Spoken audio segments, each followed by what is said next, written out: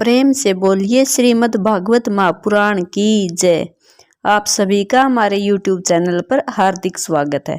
आज की वीडियो में आनंद लेंगे श्रीमद् भागवत महापुराण कथा के चतुर्थ स्कंद के अध्याय 16 का। इस अध्याय में बंदीजन द्वारा महाराज पृथु की स्तुति की गई है।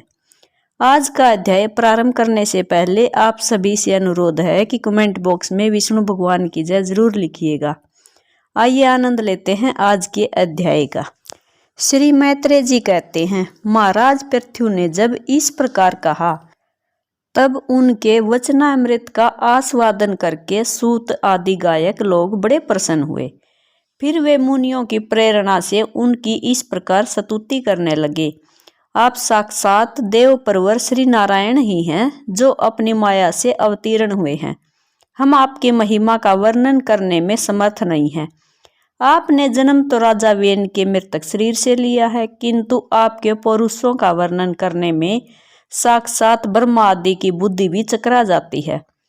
तथापि आपके कथामृत के आस्वादन में आदर बुद्धि रखकर मुनियों के उपदेश के अनुसार उन्हीं की प्रेरणा से हम आपके परम प्रशंसनीय कर्मों का कुछ विस्तार करना चाहते हैं।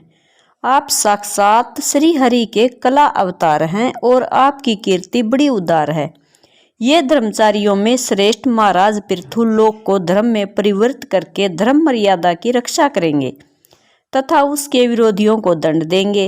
ये अकेले ही समय समय पर प्रजा के पालन पोषण और अनुरंजन आदि कार्य के अनुसार अपने शरीर में भिन्न भिन्न लोकपालों की मूर्ति को धारण करेंगे तथा यज्ञ आदि के प्रचार द्वारा स्वर्गलोक और वृष्टि की व्यवस्था द्वारा भूलोक दोनों का ही हित साधन करेंगे।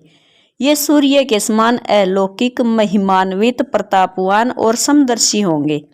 जिस प्रकार सूर्य देवता 8 महीने तपते रहकर जल खींचते हैं और वर्षा ऋतु में उसे उड़ेल देते हैं, उसी प्रकार ये कर आदि के द्वारा कभी धन संचय करेंगे और कभी उसका प्रजा के हित के लिए व्यय कर डालेंगे। ये बड़े दयालु होंगे।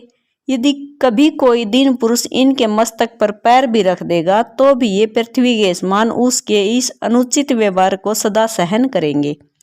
कभी वर्षा न होगी और राजा के प्राण संकट में पड़ जाएंगे तो ये राजवेशधारी श्री हरि इंद्र की भांति जल बरसाकर अनायास ही उसकी रक्षा कर लेंगे।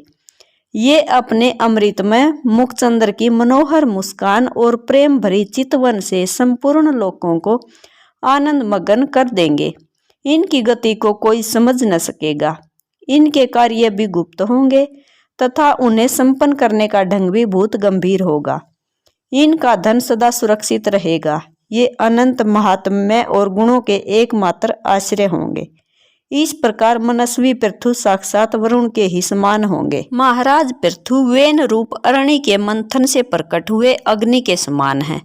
शत्रुओं के लिए ये अत्यंत दुर्धर्ष और दुस्सह होंगे। ये उनके समीप रहने पर भी सेना आदि से सुरक्षित रहने के कारण बहुत दूर रहने वाले से होंगे। शत्रु कभी इन्हें हरा न सकेंगे। जिस प्रकार प्राणियों के भीतर रहने वाला प्राण रूप सूत्र आत्मा शरीर के भीतर बाहर के समस्त व्यापारों को देखते रहने पर भी उदासीन रहता है, उसी प्रकार ये गुप्तचरों के द्वारा प्राणियों के गुप्त और प्रकट सभी प्रकार के व्यापार देखते हुए भी अपनी निंदा और स्तुति आदि के प्रति उदासीनवत रहेंगे। ये धर्म मार्ग में स्थित रहकर अपने शत्रु के पुत्र को भी दंडनीय न होने पर कोई दंड न देंगे और दंडनीय होने पर तो अपने पुत्र को भी दंड देंगे। भगवान सूर्य मानसोत्तर पर्वत तक जितने प्रदेश को अपनी किरणों से प्रकाशित करते हैं, उस संपूर्ण क्षेत्र में इनका निष्कंटक राज्य रहेगा। ये अपने कार्यों से सब लोगों को सुख पहुंचावेंगे, उनका रंजन करेंगे। इससे उन मनोरंजनात्मक व्यापारों के कारण प्रजा इन्हें राजा कहेगी। ये बड़े दृढ़ संकल्प, सत्य प्रतिज्ञ, ब्राह्मण भक्त, वृद्धों की सेवा करने वाले, शरणागत वत्सल, सब प्राणियों को मान देने वाले और दिनों पर दया करने वाले होंगे। ये पर स्त्री में माता के समान भक्ति रखेंगे, पत्नी को अपने आधे अंग के समान मानेंगे, प्रजा पर पिता के समान प्रेम रखेंगे और ब्रह्मवादियों के सेवक होंगे। दूसरे प्राणी इन्हें उतना ही चाहेंगे जितना अपने शरीर को। ये सुहृदयों के आनंद को बढ़ाएंगे। ये सर्वदा वैराग्यवान पुरुषों से विशेष प्रेम करेंगे और दुष्टों को दंड पाणी यमराज के समान सदा दंड देने के लिए उद्यत रहेंगे। तीनों गुणों के अधिष्ठाता और निर्विकार साक्षात श्री नारायण ने ही इनके रूप में अपने अंश से अवतार लिया है। जिनमें पंडित लोग अविद्यावश प्रतीत होने वाले इस नानात्व को मिथ्या ही समझते हैं। ये अद्वितीय वीर और एक छत्र सम्राट होकर अकेले ही उद्याचल पर्यंत समस्त भूमंडल की रक्षा करेंगे तथा अपने जयशील रथ पर चढ़कर धनुष हाथ में लिए सूर्य के समान सर्वत्र प्रदक्षिणा करेंगे। उस समय जहां तहां सभी लोकपाल और पृथ्वीपाल इन्हें भेंट समर्पण करेंगे। उनकी स्त्रियां इनका गुणगान करेंगी और इन आदिराज को साक्षात श्री हरि ही समझेंगी।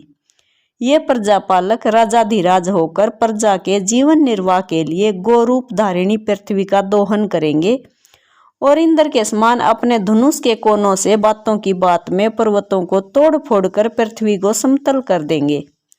रणभूमि में कोई भी इनका वेग नहीं सह सकेगा। जिस समय वे जंगल में पूंछ उठाकर विचरते हुए सिंह के समान अपने आज गव धनुष का टंकार करते हुए भूमंडल में विचरेंगे, उस समय सभी दुष्ट जन इधर उधर छिप जाएंगे। ये सरस्वती के उद्गम स्थान पर 100 अश्वमेघ यज्ञ करेंगे। तब अंतिम यज्ञ अनुष्ठान के समय इंद्र इनके घोड़े को हर कर ले जाएंगे। अपने महल के बगीचे में इनकी एक बार भगवान सनत कुमार से भेंट होगी। अकेले उनकी भक्ति पूर्वक सेवा करके ये उस निर्मल ज्ञान को प्राप्त करेंगे जिससे परब्रह्मा की प्राप्ति होती है। इस प्रकार जब इनके पराक्रम जनता के सामने आ जाएंगे, अब ये परम पराक्रमी महाराज जहां तहां अपने चरित्र की ही चर्चा सुनेंगे। इनकी आज्ञा का विरोध कोई भी न कर सकेगा तथा ये सारी दिशाओं को जीतकर और अपने तेज से प्रजा के क्लेश रूप कांटे को निकालकर संपूर्ण भूमंडल के शासक होंगे। उस समय देवता और असुर भी इनके विपुल प्रभाव का वर्णन करेंगे। यह था आज का अध्याय। हरे कृष्णा। अगले अध्याय में हम सुनेंगे महाराज पृथु का पृथ्वी पर कुपित होना और पृथ्वी के द्वारा उनकी स्तुति करना। अगर आज की यह वीडियो पसंद आई हो तो ज़्यादा से ज़्यादा शेयर व लाइक भी ज़रूर कीजिएगा। कमेंट बॉक्स में विष्णु भगवान की जय ज़रूर लिखिएगा। वीडियो अगर पसंद आती है तो ज़्यादा से ज़्यादा शेयर भी कीजिएगा। जय श्री हरि।